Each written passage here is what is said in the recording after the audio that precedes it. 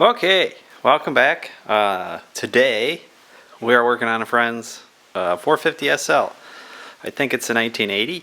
We're doing some light work to it, nothing crazy. Kind of piled a bunch of stuff on my lovely floor, so we're doing valve cover gaskets. Putting a different diff in with a new mount, 4 soft brake lines, new belts, water pump, fan, clutch, viscous thing, thermostat, and then cam oilers. And then also, we'll be doing new springs. I've got 4 new springs for it in the back over here, but it's a pretty decent example. It is called Landshark. It's a good car. It's been here a couple times from over in Wisconsin, so it's a good long hauler, minus a few wind noise things. So yeah, we're just going to dive into this. It's kind of more of a everyday thing and what happens at my place as opposed to working on only my junk. Sometimes someone else's car trickles in here that needs some help, so we're going to be doing that for this video. So without further ado, we'll get to it. Okay, first thing I'm going to do is probably tackle the topside stuff. So valve cover gaskets, the cam oilers, belts, fan, water pump. And then after all that's done, we throw it up on the left to the front springs and the rear springs. So yeah, and to do that, I think you start off here, you got to take the air cleaner off. Pretty much whenever you're working on an M117, that is step one, at least in the engine department. So this one's actually got the hold down nuts still, so we'll take those off.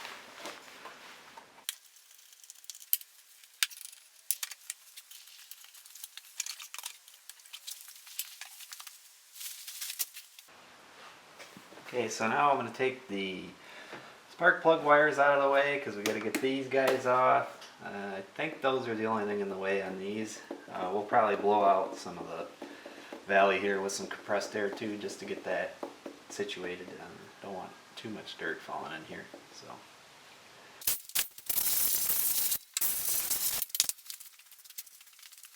So then there's 4 10mm head bolts that hold the valve cover on. Pretty easy to do these, I'm sure.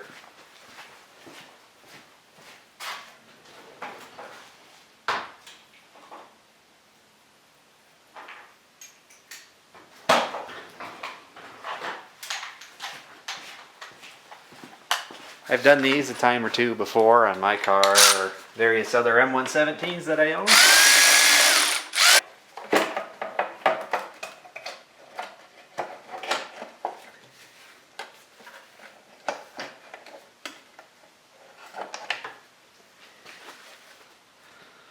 Pretty rigid, but not the worst I've seen. And the valve cover appears to be straight, not warped, so that's always a plus. Installed. Kind of tricky when they're new. They're a little tight. Kind of got to work from one side to the other. But usually when they're tight, they stay on nice and good when you put them on the car. So the next thing we're doing under here is the cam oilers. What happens is these get brittle and break over time, and then you don't get oil squirted on your cams. Funny how that works. This cam's in great shape, I would say. This car has like, I don't know, 170,000 on it, and they look pretty good. It's a little sludgy under here, but not bad. Yeah, you can get these replaced. They just kind of yank off of here, just like that. Yeah, see, a couple of them broke. See this tube? I'm sure it's not going to focus on this, but there's holes in it that squirt into the cam there. So you have to get a pick and pry out the broken bits. But that's okay, we got new ones, so not too worried about it.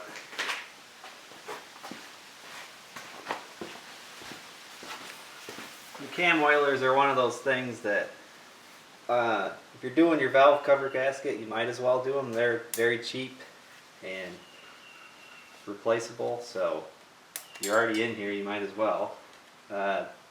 If you've done them before, say you've owned the car for a couple years, and it was on your list of things to do when you're reviving it, then you're probably good for another however many years. But seeing as these ones just crumble to pieces, I'm thinking it's a good thing we're getting them replaced.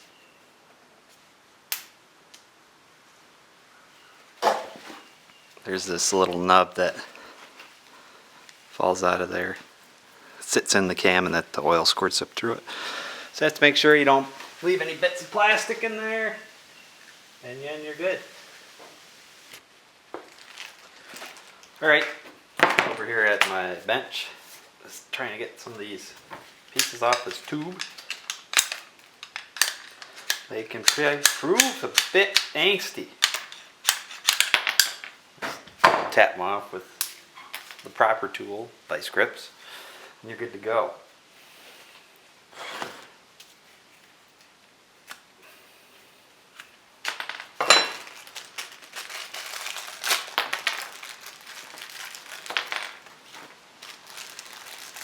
Pretty easy to do. All the holes are on one side of this tube, so you just slide them on accordingly. Get them close. Look down in the hole and you'll be able to see them. I just get them close, and then once you pop it back on the cam tower, it's a lot easier to get them lined up right and make sure you got them in the right spot. So there's smaller holes all along this rod, but the big holes are the supply holes that it comes out, and then it squirts out the little holes. So pretty easy.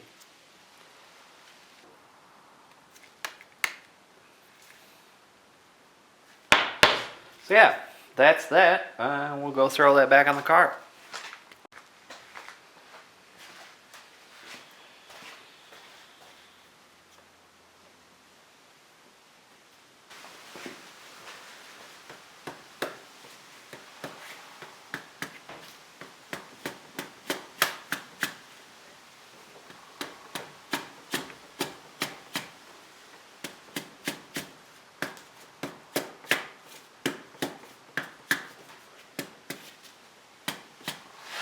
Give them a little love tap, get them down in there, and they're good. Now basically that's it. You just clean up your surface where the valve cover goes. Try to get some of the oil off the header. It was already leaking pretty bad and burning it off of there, so I don't really care that there's more on there, but I'll do my best.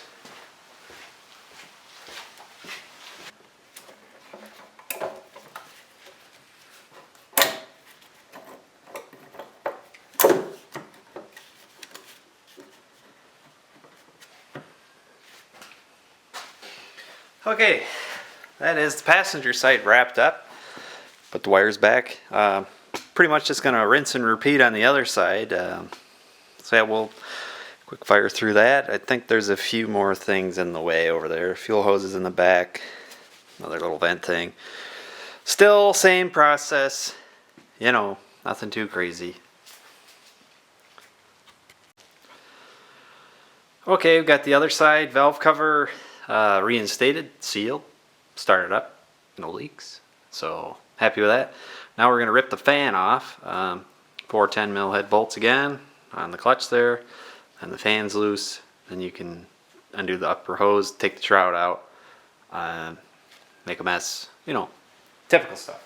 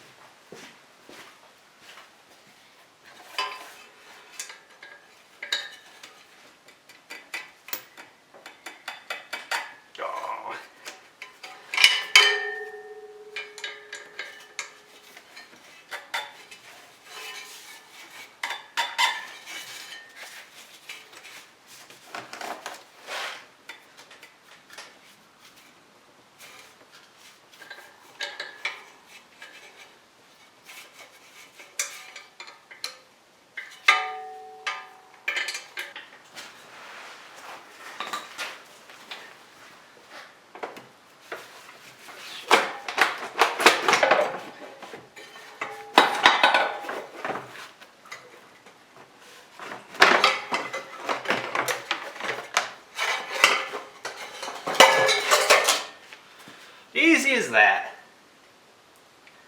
Alright, we should probably start making a mess and draining out the block or whatever, because we're doing the water pump, thermostat, all that jazz. So me pinching off lines is only helping temporarily. But, you know, that's how it goes.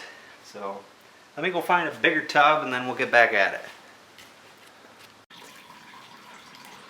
Okay, working on getting the alternator belt loose and get that out of the way. Gotta do that anyways, so.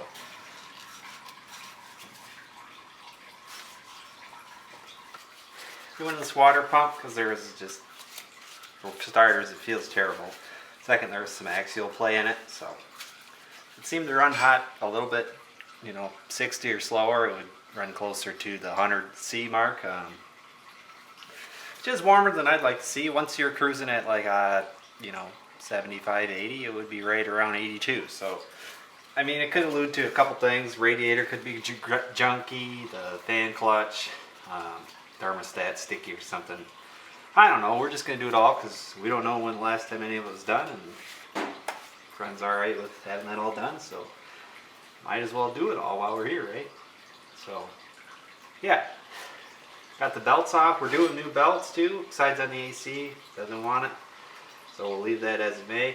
I'm not pulling that sucker out of here, the compressor, because it's huge. And I don't feel like doing that. So it could stay in case anything wants to get reinstated. I will say the idler pulley feels absolutely terrible for the AC. Barely wants to move. So, probably good that there's no belt on it for now. So there's 2 power steering belts, 1 alternator belt, got new Continental belts to go along with it. Hopefully they're as good as the originals. I'm sure these were original and they look fine actually, just old. So here goes that. This next step is we got to take a few things off to get to the water pump. There's a bunch of bolts. They're kind of a pain in the butt, but they come off usually without too much of a fight. They will make a heinous mess though, because obviously you're undoing the coolant that's flowing through the engine. So yeah, it's slowly peeing out from the bottom hose through the radiator right now. Maybe we'll let that pee for a little while longer and then get back to it. So.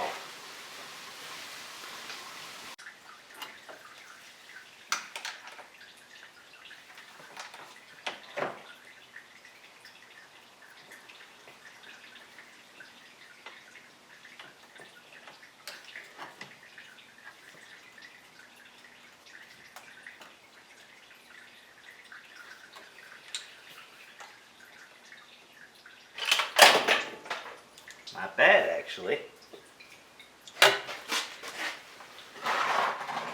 So some of these have like this little ball thing on them at the top. It's like a bleeder. It's usually a rule of thumb to kind of just face them up. If you think about coolant flowing through, you want your air bubbles to get trapped at the top. Or not trapped, but allowed to go through the top to get through and bleed itself. So, make a note of that. Let's see. This one is an 83. So I think it's putting in a 75. Let's see. Usually it's printed on here. Yeah, this one's a 75. It says somewhere down there. We'll look at that. So that should help. It won't hurt anything. These old M117s, they can get toasty, so if we can keep them cool, that's good enough for me. Alright, now we're going to pull the water pump off, I suppose. And my D-Jet early SL dipstick's over here, so you don't have to pull it off to do this, but I guess we're pulling it off. There's also a little hose up here on the top of the whole water pump upper radiator thing. Just a little short hose, just you gotta disconnect the hose clamp there too. And then there's a smaller one underneath it that you gotta do. Yeah, it's kind of a weird water pump setup, but I think they used it for a long time, even through like the M119 it was pretty similar, not the same. I have to look up the part number, but so yeah, we will start taking some bolts off of that puppy.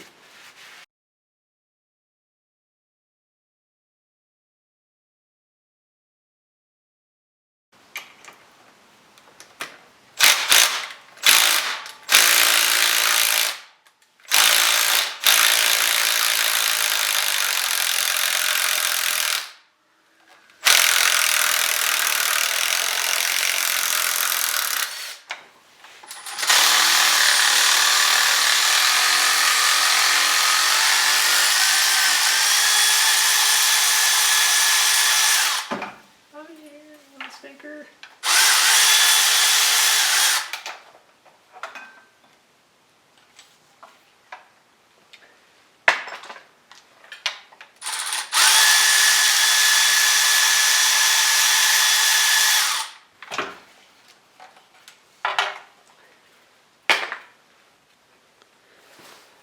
Okay, back at it. Next day, camera was dead. So water pump's installed, thermostat, everything's bolted back up. Put a new bolt in the back side here because that one was seized into the casting and it bent. So just put a new one in. So I think what we're going to do is throw some belts on, throw the fan and straw back on, and then that'll be done. Pull this out and work on something else for a minute. So I think we're going to do maybe some editing magic. I don't know. Can I? It's done. At least the engine bay. Got everything back together nicely. You can't even tell it was in there. That's always the goal. So yeah, new belts, new water pump, new coolant, obviously. Valve cover, gaskets, oilers.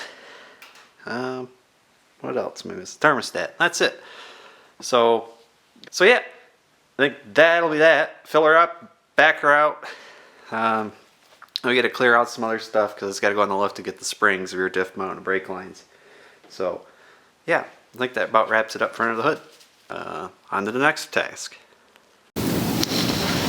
Okay, we're back working on the 107 after a few days. I really haven't done much around here, but so the last couple things we need to tackle with this, we need to do the front springs, and rear diff, and diff mount.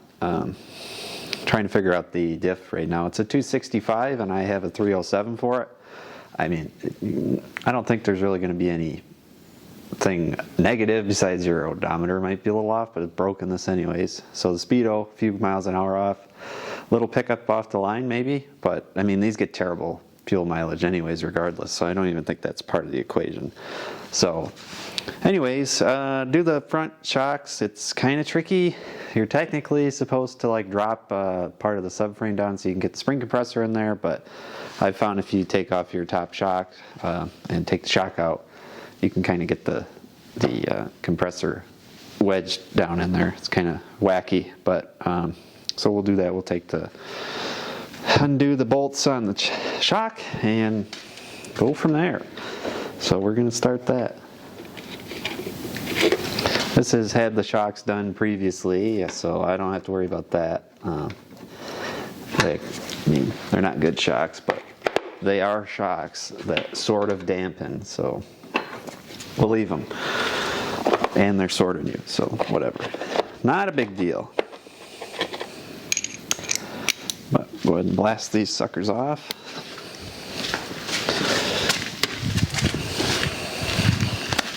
I'd kind of like to just blast them off with an impact because I'm lazy. And usually then you don't have to hold the center nut or whatever. And that's what we like. We don't have to hold that. Makes life easy. So we'll just do the one side for now. And then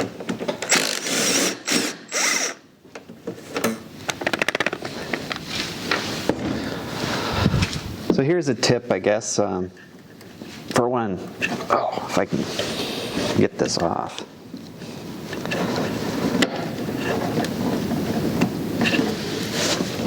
Come on now. Don't bite me. Oh, there we go. Okay. So there's this washer that goes, your shock comes up, there's a rubber thing here, and then the washer, and then your two nuts. You would think that you would put it on this way to encapsulate the rubber, but actually it goes the other way. So when you have it the other way, it allows the small rubber piece below it to expand and contract. So you kind of, it does this when you're going on the road. When you do it this way, it kind of holds it. It kind of gives you more of a firm, not as nice of a ride quality as it should be. So you need to do it this way, then you smash it down. You get even a little bit more give in the rubber because there's rubber on both sides. So yeah, just a tip. If you see them flipped upside down, go flip them. This is how it should be. So anyways, when we put it back together, we'll make sure that's right. So that's done. I think that's all you got to do under here besides close the hood so you don't blast it into your ceiling. Well, I guess if your ceiling isn't as low as mine, but whatever. So we'll get that. Let's blast her up in the air and see.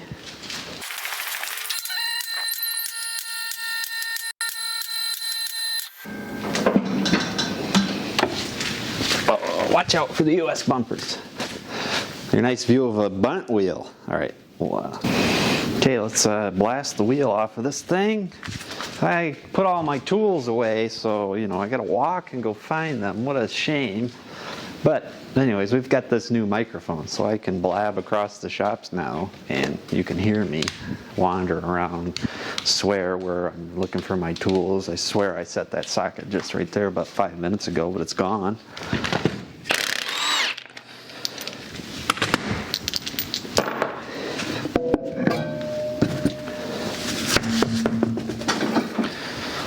Okay, another thing we're going to do up here is the soft hoses.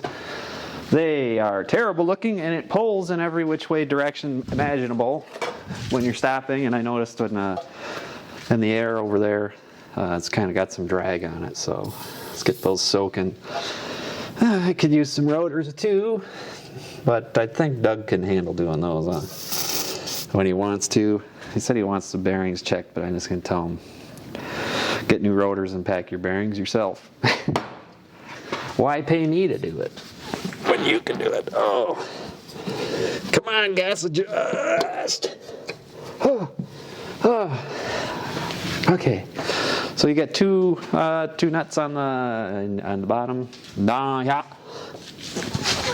Blast those off. So these are, I mean, you can see the brand. I've had those, if you just like breathe on the nuts on the bottom too hard, they just snap off. So maybe I'll do the right thing and hit them right with the impact and hope that they don't snap off immediately. Cool. 12? Well, that's an odd size. Okay. No, I don't have a battery in this. All right, I guess we'll go steal one off the charger.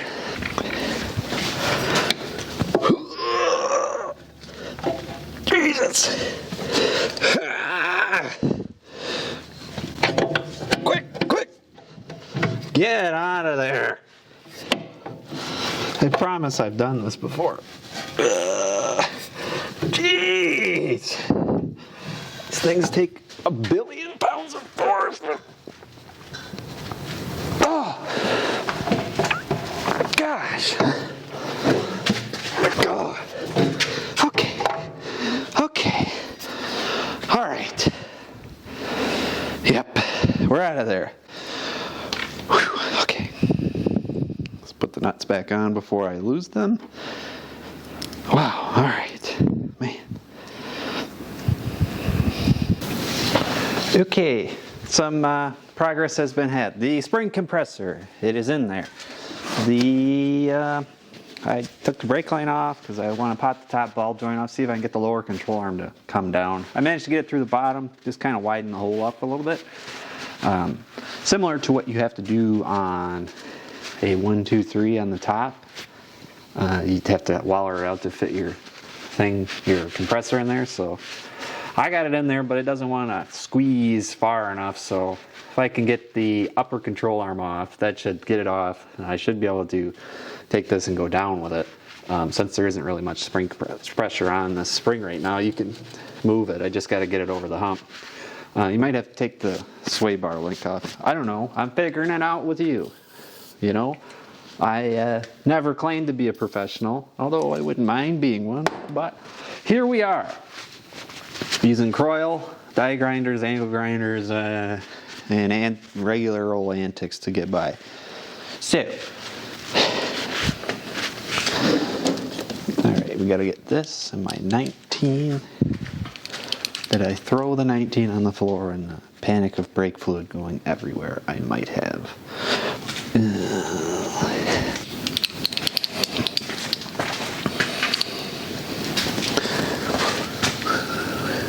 Oh, here it is, hiding the brake caliper. Okay, where were we? I like using an impact on these because usually, or at least 9 times out of 10, you can just pop it off and you don't have, the ball joint doesn't start spinning. You don't have to worry about this key, this Allen headed key that's been rusted into place for 40 years, you know. More of a problem on things that I guess aren't rusty junk, which this car is not, so. Oh, let's see.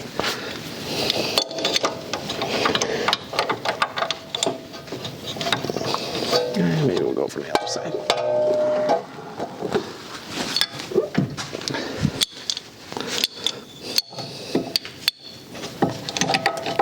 All right, blast this sucker off of there.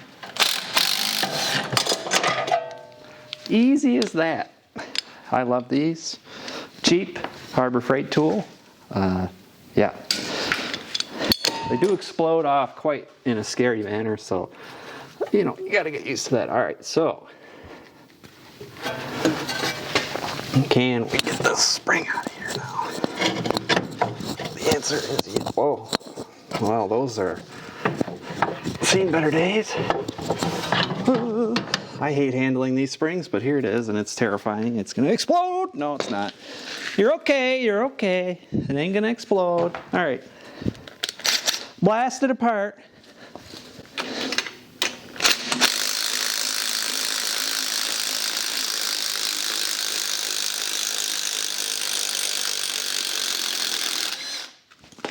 Damn, these are long. Okay. In my infinite wisdom, the new springs are, you know, in the trunk of the car. So I had to stand on something to get those out. Down there on the floor is the spring. Now I'm going to leave my plates in there so I know where to put them to get them back in, because on these I noticed they like to bind a little bit in the upper part of the, come on, don't focus on my finger, up there in that thing. So if you get them up there too far, then they're stuck and then you're cursing for hours. Anyways, there's that one on the floor. I'm going to grab the new one from the trunk and then put them next to each other. Make sure they're hopefully the right spring. We don't know. It came from Parts Geek. And I don't use Parts Geek, but you know, I didn't have to order the parts, so if it's wrong, I don't really care. Go back outside without a spring on? No, I wouldn't do that. I'm not that evil. All right. See if I can fall down while I get these out of the trunk. Oh, they're heavy. They're heavy. Okay. Yep.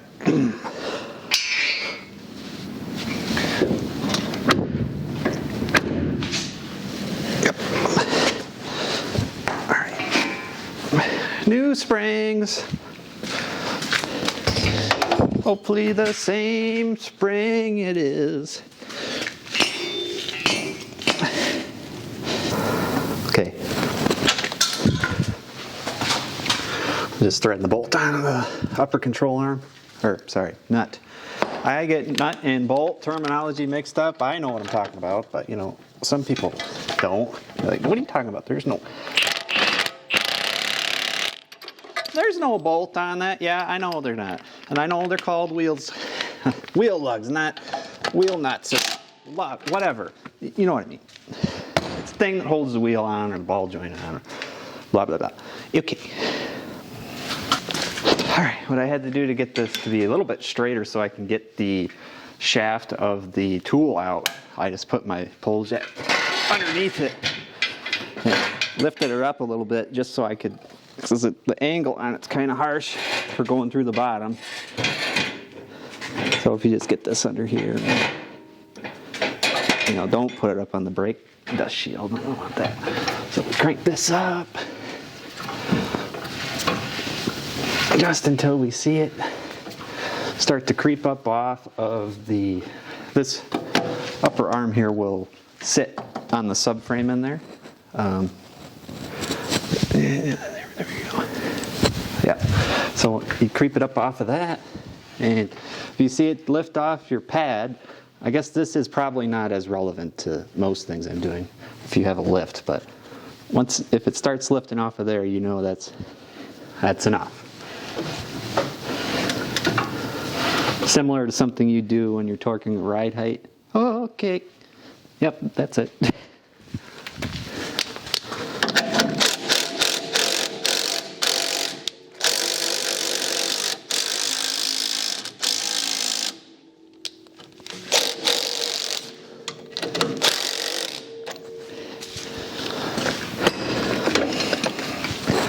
Come on, get in the hole. I know I didn't make it that big, but you're gonna have to do it. You're gonna have to like it. Now maybe, okay, since everything's, what we can do is we can probably take this pad, mess around with it. Now we just have to fish our discs out of there, which is also another level of fun. But usually more of a pain when your springs are old and collapsed and they don't extend out how they used to. And the discs don't want to come out because you have to pound them to get them in. Really only a problem on old junk. But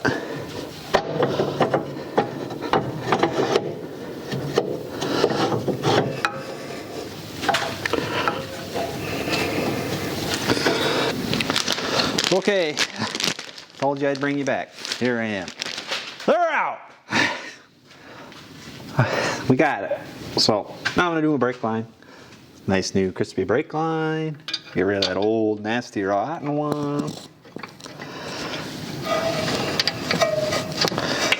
It is always nice when the brake lines just come loose like that. Unusual, yes, for a car of northern lineage, but usually you get pretty lucky with 450s or just generally cars that have roofs that go down because people don't drive them in the winter up here. So usually you're pretty safe to buy a convertible or whatever from up in the northern parts of this Midwest. But any other car, all bets are off, as most people know. So, boy, this is a real bugger. There's a little mount that this has to go through for obvious reasons. And it's like, that's the knuckle twirly dooley wobby thingy on there. I don't know if I can fish this through this way. Come on. Left, right, left, right.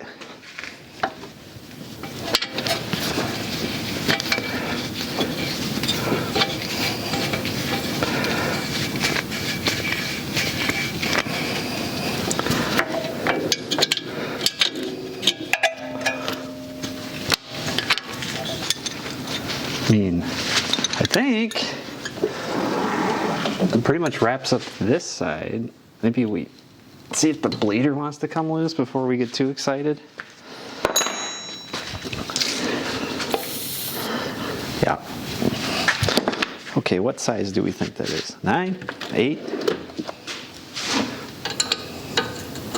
9. Nice. Oh yeah. What a sweetheart. All right, well, we'll let that, wow, it's already gravity bled, okay. Oh, there's some air. I usually just do this to at least get the first go around of air out of it so it's not so heinous, since that one was dripping already. I'm sure it's getting low up there, but wait till it gets a somewhat steady drip without bubbles, and then we'll put it back, just like that. And then we will bleed it the rest of the way once we have the other brake lines on.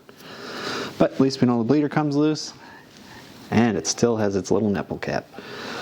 All right, I'm gonna put the shock back in, and then we'll switch over to the other side. So, catch you on that side.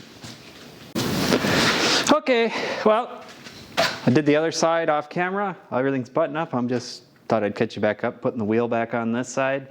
Then we'll bolt the shocks back on from the top. Then I guess we'll move on to the back while we wait for the brake bleed assistant.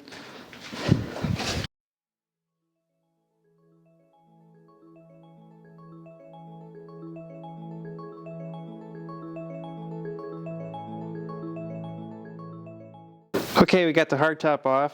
We got to take out a couple bolts here, 2 Phillips heads, and then we can get there's some interior, like, I don't want to call it, I don't know what it's called, panel.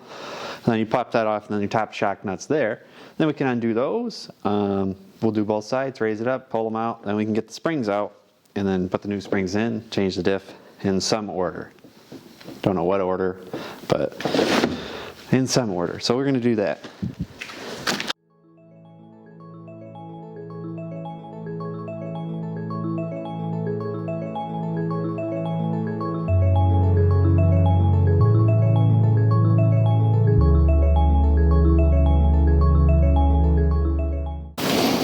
Alright, we have the new springs loaded in.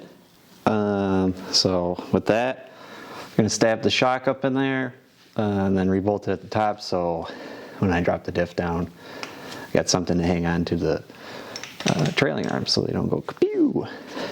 So yeah, we got to do that. So we'll go top side, do that. There's a rock between the exhaust here. Anyways, I'm getting distracted by a rock in the exhaust. Whatever. I'll put the shock in, go back up top, bolt that up, put everything back there, and then we'll get back to you when we're back under the car. Okay, everything top side's buttoned up. Now we're gonna pop the wheels off, loosen the axle nut, bolt, whatever it is.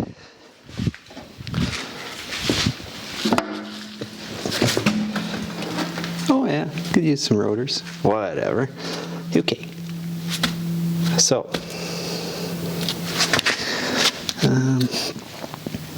13, depends on the year of the whatever 107 you're working on. Early ones, the axles in the back got like a 17 on them.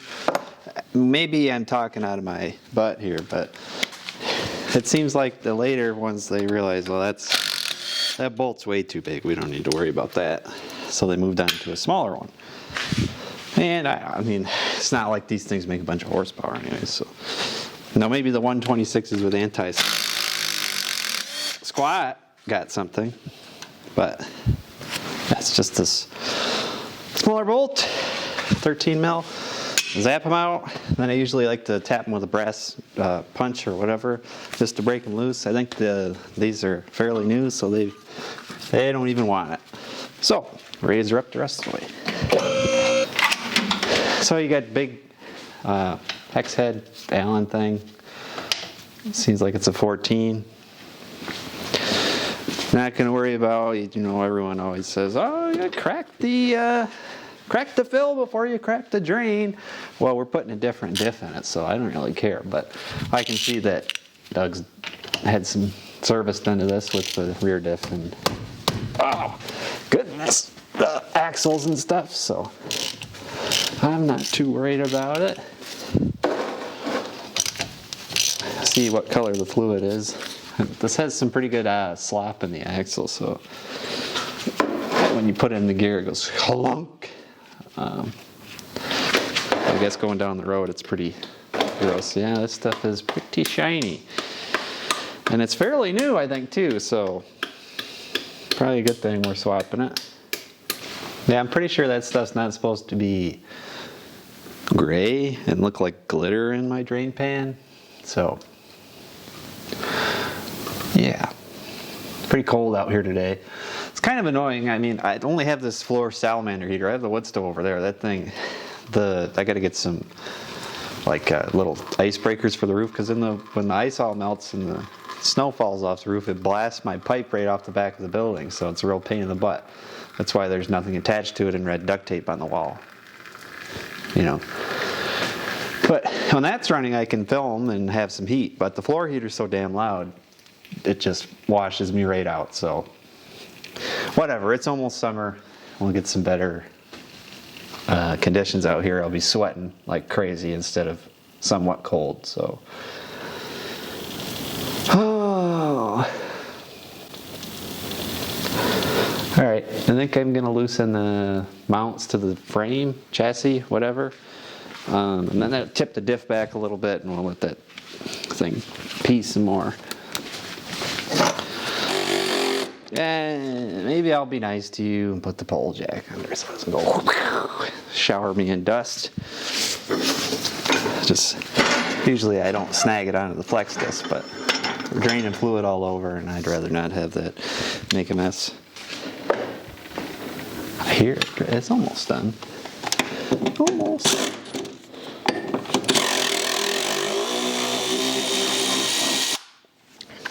Okay, there we go. Now we can let it down gently.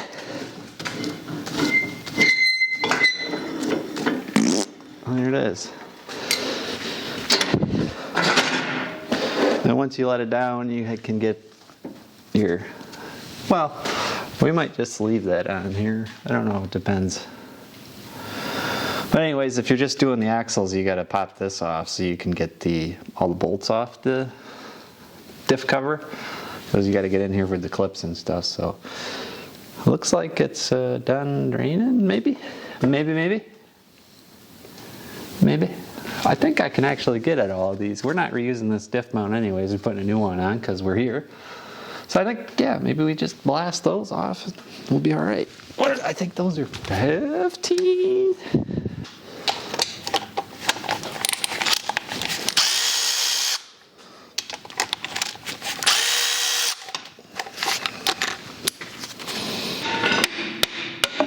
There we go. Eee. Smell it. Let's see if we can, maybe. Look at the grayness to that. It is no good. I think, yeah, there's a nice amount of slop in that too. Not really in the ring gear though. You can see it says whatever 2948 on there, but yeah. That's really what we're trying to get rid of. Okay, so I'm gonna let that drain some longer and get out of here so I stop smelling that. We'll come back and pull the clips out of it. Okay, we're in here. We are currently taking the diff bolts out, 4 of them on top. I already got the axles out, flex disc loose. So we're taking these. They are 19 millimeter, and when you got it nice and low like this, you can pretty easily get a wrench or a ratchet in there and blast them out. They are lock nuts too, so they'll fight you the whole way. Luckily this car, again, is pretty nice, so rust isn't really a huge issue. Breaking them loose is always tricky. First time in 40 years they've been loose. Ah, there it is. Maybe I can get the battery in there. Oh yeah. Where have you been? On the floor. Perfect. All right, cool. The diff should be free.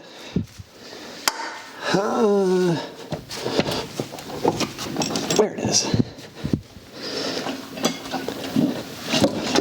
Ooh. Yeah.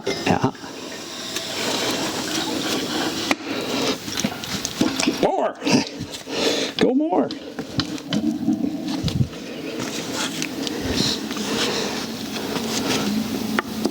Alright, cool. Looks like someone had a time with that. Whoever did the flex disc last. Alright. Lift this sucker on the ground.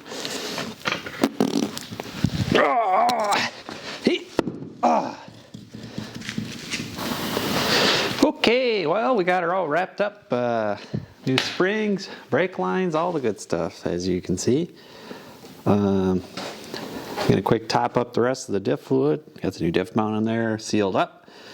Everything looks good, so seemed to go well. Got the flex disc bolted on. All that's left really is I just got to top the diff off. I had to run out and get some fluid, top off the brake fluid, bleed the brakes, and then take it for a spin. But yeah, it's been pretty easy general maintenance on a R107, and you know, a lot of this stuff you can do yourself. So if you want to tackle some of these things yourself, I would encourage it. It's actually not too bad of a task. Obviously I have a lift, so that kind of helps, but yeah, so I don't know, go out and try some stuff, and if you can't figure it out, just keep doing it. I don't know, there's a lot of resources online too for these, and 123s and all sorts of cars. So well, here we are in the Landshark, taking it for a test drive. It's got the 85 mile an hour speedo, so you can feel like you're going extra fast, but you're actually not. Yeah, feels pretty good. I don't hear any crazy noises from the diff. It's howling a little bit, but I mean, come on. They all howl to the end of days, really. I think the main complaint was like gear slop, so I got to pull out my phone, double check the speedometer off amount since it went from a 265 to a 307. But it feels really good with the new springs, pretty calm and composed. Still a 107. A little windy, needs some seals, but overall, pretty happy with it. Just gonna keep going for a little drive here, and we'll catch you in the next video. Thanks for watching.